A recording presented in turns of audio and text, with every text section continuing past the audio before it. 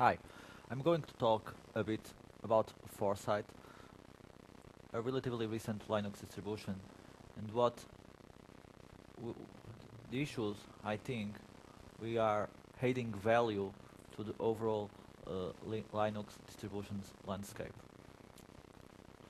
From the user's perspective, the added value of a Linux distribution is to make an easy way for the end users to use the applications they care. The distribution layer by itself has no value. The value of distribution layer is the value of the applications that are made available by it. We call ourselves, or at least we like to think we are, a next generation Linux distribution. What makes us unique is that we broke with the past in the sense that we are not using a traditional package manager. We are not based either in APT or RPM or something based in same philosophies. We are using Canary. Canary is some sort of revolutionary. I'm not going to talk about it. It has lots of cool features. I'm going to talk a bit about what it allows, not how it works. If you really want to know how it works, after lunch, Michael Johnson will give a talk about it. It's much better than me. But Canary has some nice features. And one of the nice features Canary has allows us to claim we are the only binary-based rolling distro. It's easy to make a rolling distro if you are using source-based package management. Gentoo, Arch Linux, the BSDs, it's trivial. When we try to do that in a binary distribution, we very quickly hit major roadblocks. Then, foresight is about taste. We don't try to teach the user what is wrong, what is bad. We provide same defaults and same choices, but we always left final choice to the user. We don't block access to the user for certain kind of applications if we legally can provide them. We give a way for the user to choose. It's up to them, and it's up to us to assure that all applications run okay, run well, side by side, and don't overlap. One of the major impacts traditional package management has to end users is that it creates a big gap between application authors and users. Basically, when someone's do a major release of some application, it doesn't get quickly enough to end user, because sometimes it was released in the middle of the release cycle of some big distro, so it can't be put there. Then we have situations when the application authors are developing the next version but are making point releases backward compatible with older releases. There are too much wasted time. The other main issue we have is that basically we have major and minor distribution releases, not for philosophical reasons, but for practical implementations. It is very hard in a traditional distribution layered with traditional package managers to change something really deep in stack, because it will affect so many things that simplistically it's not realistic to try to change. And when one really needs to change, what happens? And one needs to cheat. One needs to cheat glibc symbols. One needs to cheat all kinds of stuff for the distribution things that is using an older version when in fact is using bits of a newer one. That's also one of the reasons why in some distributions there are so many people working in new stuff as they have people backporting stuff to older versions, because package management doesn't allow the process to be streamlined. So our goal is to bring applications in a stable fashion, faster for end users, for them to provide faster feedback. Also, there is a philosophical issue here. I don't think that the role in the long term of a distribution is to sit between a user and an application. The role of a distribution is to sit behind the application. For the end user, what really matters is the application. So the distribution should be as much invisible as possible. Right now, we are shipping Foresight 1, which was traditional GNOME desktop, was 32 bits only, works, is stable, and we have a nice user base. What will come next is much more ambitious. We will ship not only a GNOME edition, we will ship a KDE edition, and we will ship XFCE edition. Also, we will ship in 32 and 64 bits, and we are trying to achieve full feature parity. Also, we have some simple but worthy goals. We want to make sure that any GNOME application will run well in KDE and vice versa. Also, we are not following the roads of other distributions, whether they have slightly similar cores, but then they have fully divergent interfaces with Ubuntu, Kubuntu, GNOME Ubuntu, or whatever. Basically, if you are in GNOME and you want to swap to KDE, it's a simple matter of a single command, and you go from GNOME to KDE, and vice versa. You don't like, well, Canary is powerful. You simply do Canary rollback, it goes back to the software you had previously installed. It will work. Also, what we would like Foresight to become was some sort of Switzerland of distributions. Not in the sense that we want to dominate the world, but in the sense that we provide common ground for application authors to come back faster for end users. We already used as the backend of the GNOME Developers Kit. It was not because of love of Canary or for love of us.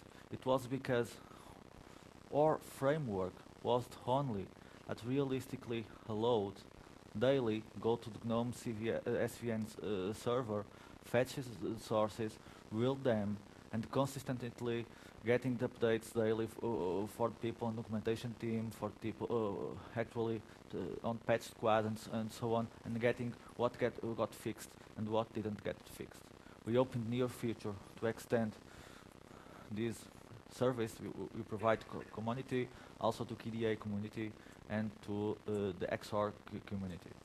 Basically having an appliance-like reference design, and people can sit on top of it and see what works and not works. Then if people want to render it their way, they can way. If they want to make it the underlying environment of some kind of specific application, they can do it. I don't know 10 years from now if Foresight will still be available. I also don't know if Canary will be available. One thing I'm sure, this model that puts the application in the center of the landscape, this model that says, it's not distribution that says which applications can run, but it's the fact that I provide an application and the underlying package manager this. In order for you to run this application, you need this kind of packages. And ultimately, technology allows you to build an image with just what is enough to run that application, that desktop application. You can think in terms of single applications, or you can think in terms of families of applications for specific uses. So, the other interesting point about Canary and about Foresight is that independently about how big or how much we like ourselves, realize that we are not center of the world. Biggest problem we have with traditional package management philosophies is that they are centralized. Of course, any distribution can made to work if there is a centralized pyramidal development work in where there is one person who defines everything. So if you do it in a perfectly self-contained sandbox, of course things they have a good chance of work. But this is about distributed development. This is about distributed package management. We don't want to have whole repositories. We simply have the guidelines, we simply have the framework. If someone wants to package anything and follows our rules, it doesn't even need to talk with us. Conari, the underlying package management, will do everything. What needs to be updated from us will be updated from us. What needs to be updated from them needs to be updated from them. In that sense, we are fully distributed. I'm not going to talk about too much about Conari, but I just will say that Conari is not a simple package manager. It's also bits of source control management. So think JIT, think Mercurial. Now apply this to distribution. If I suppose that some of you have experience developing software and packaging, you know the pain. So I won't waste most more of your time. I will just say that if you have 10-15 minutes available, go to our website, grab one of the betas of Foresight 2. It takes 5 minutes to install, and we use Anaconda. Really, 5 minutes environmental to install, and give it a test drive. If you like it, stay with it. If you don't like it, well, try again soon. But I think that what you will find some challenging stuff we are doing. I think I have 3 minutes left. If someone has some question that would like to do. Anyone wants to do any question?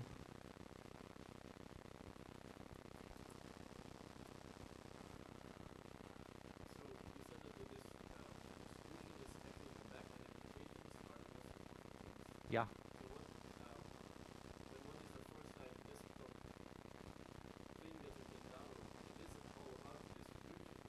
No. Basically, foresight is Trojan horse. We need to ship something.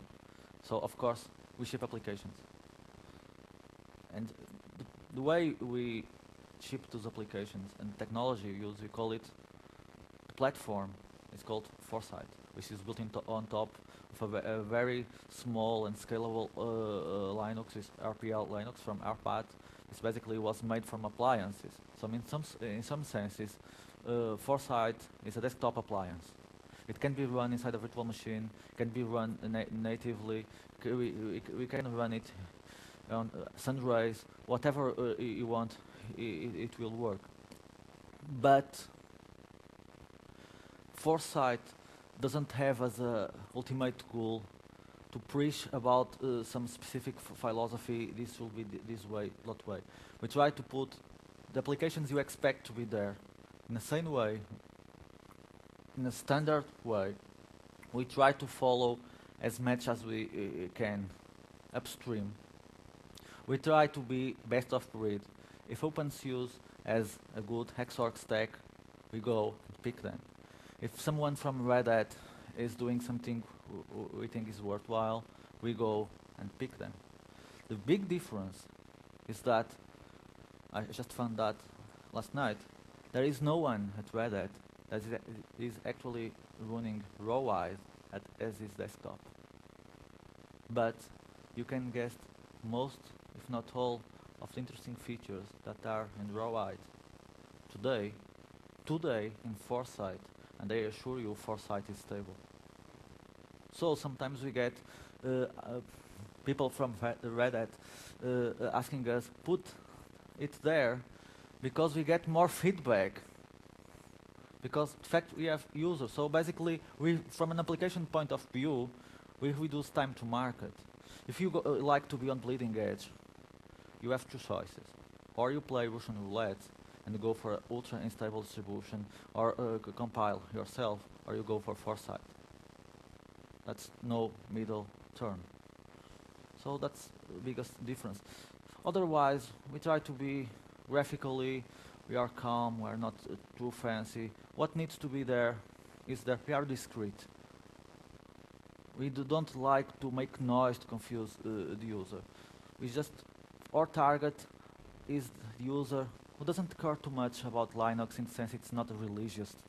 Is that someone who really wants something that works, doesn't care too much about what it is. So we like the appliance model. Okay, that's all.